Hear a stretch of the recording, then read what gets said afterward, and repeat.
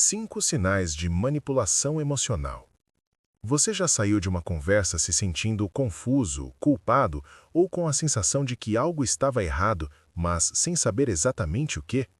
Como se, aos poucos, alguém estivesse mexendo nas suas emoções, distorcendo fatos, virando situações contra você e, no final, a dúvida sempre recaísse sobre a sua própria percepção? Isso não acontece por acaso. A manipulação emocional é silenciosa, estratégica e muitas vezes vem de quem diz se importar com você. Ela não aparece em gritos, mas em frases sutis.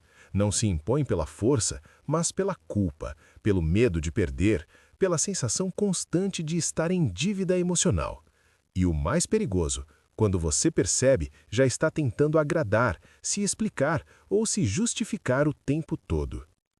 Ignorar esses sinais pode custar sua autoestima, sua clareza mental e até suas relações mais importantes. Por isso, reconhecer os sinais certos muda tudo. A pergunta é: e se você já estiver sendo manipulado agora, sem perceber? O começo invisível, quando algo parece errado, mas você não sabe explicar. Você já sentiu que uma conversa simples te deixou estranho por dentro, como se algo tivesse saído do lugar, mesmo sem discussão, sem gritos, sem conflito direto? Eu me lembro exatamente da primeira vez que senti isso. Foi rápido, um comentário casual, dito quase como quem não quer nada, um sorriso tranquilo no rosto da outra pessoa e, ainda assim, algo em mim se retraiu. Eu estava contando uma situação que tinha me incomodado, nada grave, algo do cotidiano. A pessoa me ouviu até o fim e respondeu com calma: "Você costuma interpretar as coisas de um jeito muito intenso." Na hora eu concordei com a cabeça, mas horas depois, essa frase começou a se repetir na minha mente. Será que eu sou intenso demais? Será que exagero? Será que vejo problemas onde não existem? Foi nesse momento que percebi. A conversa tinha acabado, mas o efeito dela não. Esse é o primeiro sinal da manipulação emocional. Ela não te ataca, ela te desestabiliza. Não diz "você está errado", diz "talvez você esteja vendo errado". E isso é muito mais perigoso, porque não gera defesa, gera dúvida. Eu vi isso acontecer com alguém próximo. Toda vez que essa pessoa expressava um incômodo, a resposta vinha carregada de racionalidade, como se emoção fosse um defeito. Aos poucos, ela parou de confiar no próprio sentir. Quando algo doía, ela pensava 2 vezes antes de admitir. E é assim que tudo começa, não com controle, mas com confusão. Uma confusão sutil, elegante, quase educada, mas que vai abrindo espaço para algo maior. A armadilha da culpa, quando você começa a se moldar para não decepcionar. Já percebeu como em algumas relações você se sente constantemente em dívida, como se estivesse sempre precisando compensar algo, mesmo sem saber exatamente o quê?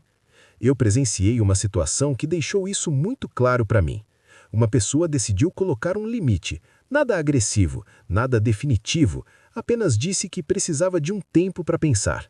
A resposta não veio em briga, veio em silêncio, depois em frases suaves. "Eu não esperava isso de você, mas tudo bem, se é o que você quer."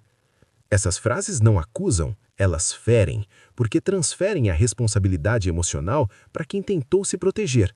A pessoa que colocou o limite saiu se sentindo egoísta, fria, injusta e acabou voltando atrás. A culpa é o combustível da manipulação emocional. Quem manipula raramente impõe, ele sugere, ele se entristece, ele se decepciona. E você, sem perceber, começa a ajustar seu comportamento para não causar dor, mesmo que isso te machuque. Pouco a pouco, você deixa de agir pelo que sente e passa a agir pelo que evita. Evita conflitos, evita silêncios, evita desapontar. E nesse processo vai se moldando, se diminuindo, se adaptando. A transição entre o primeiro e o segundo sinal é quase imperceptível. Primeiro você duvida de si, depois passa a se responsabilizar pelo bem-estar emocional do outro.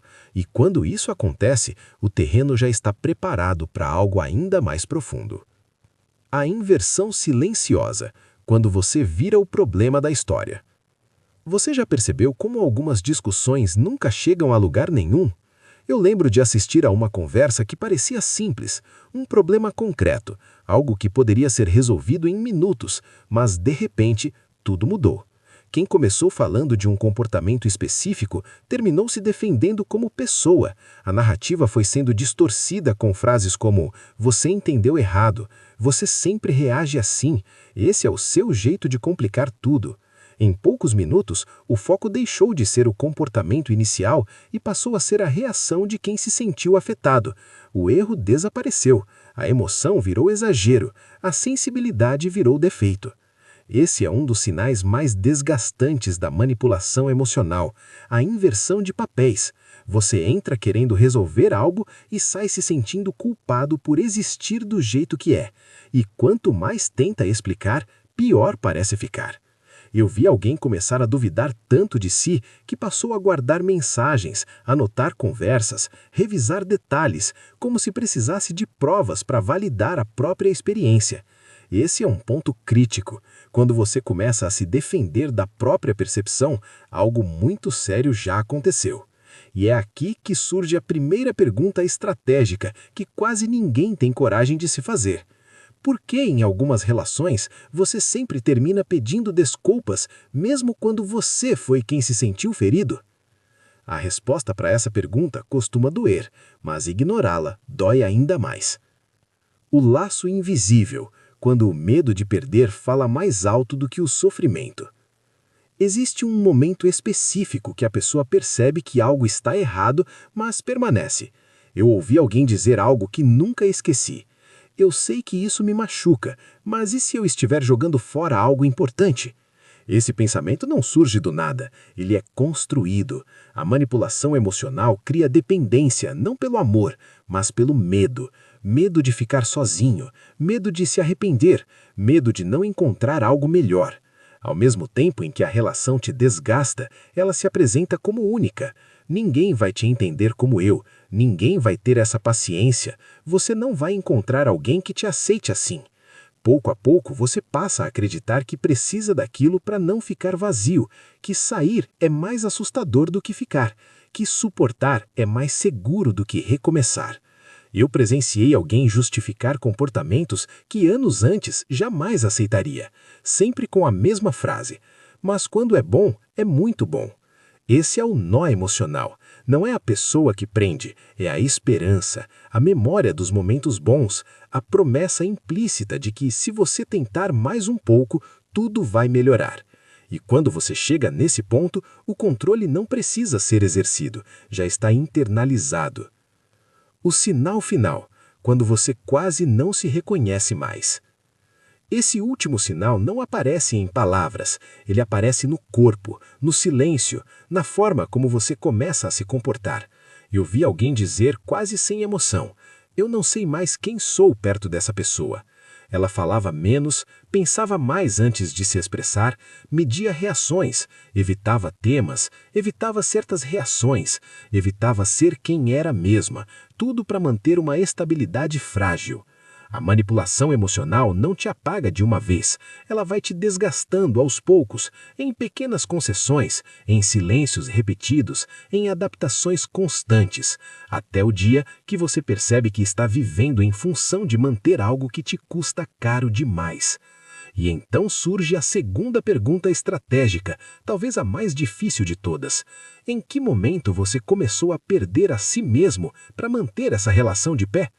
Essa pergunta não vem para acusar, ela vem para despertar, porque existe um padrão por trás de tudo isso, um padrão que faz pessoas conscientes, sensíveis e profundas entrarem repetidamente em relações assim.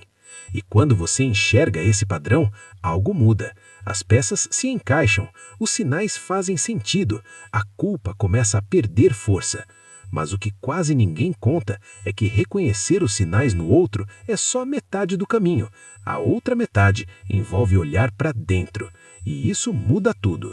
E é exatamente sobre esse ponto que quase ninguém fala, porque quando você entende por que tolerou, a manipulação perde o poder de te alcançar novamente. Já percebeu como o silêncio de algumas pessoas pesa mais do que qualquer grito? Eu aprendi isso da pior forma possível. Não foi numa discussão, foi depois dela. quando tudo parecia resolvido e o outro simplesmente desapareceu emocionalmente. As mensagens passaram a ser curtas, o tom mudou, o contato diminuiu. Quando eu perguntava se estava tudo bem, a resposta vinha neutra: está tudo normal. Mas não estava. Esse tipo de silêncio não é descanso, nem necessidade de espaço saudável, é punição emocional. Ele comunica sem dizer: você errou e agora vai sentir. E o mais cruel é que não existe algo concreto para resolver. Não há conversa possível, só espera, só ansiedade. Eu vi alguém passar dias tentando consertar algo que nem sabia o que era, mandava mensagens carinhosas, se mostrava disponível, mudava o comportamento, tudo para que o silêncio acabasse, e quando acabava, vinha acompanhado de alívio, o que reforçava o ciclo. Esse é um dos mecanismos mais eficazes da manipulação,